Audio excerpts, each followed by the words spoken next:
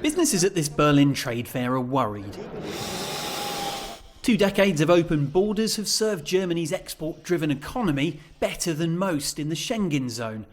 But with this pillar of European integration under threat, it's not just the flow of people that would slow. I would say 1/3 of the business is done in Europe. It's not so much discussed because nobody hopes that it will happen, but it would definitely damage. It would be very hard because the biggest producing station is in Germany, in Holzminden, and we sell all over Europe, and it's the biggest market for the company. By some estimates, the end of Schengen could cost its former members more than €100 billion a year.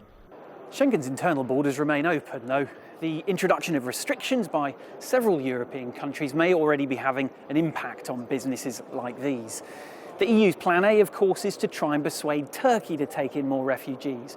But with a lack of progress there is now serious discussion about excluding Greece and moving that external border north into Central Europe.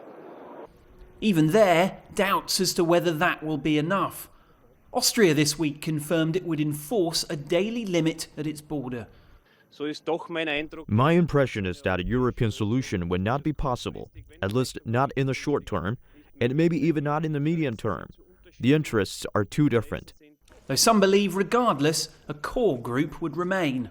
If Schengen breaks down, the specter of that economic loss will be big enough, at least in the economic center of the European Union, to recreate a Schengen type of agreement the next week.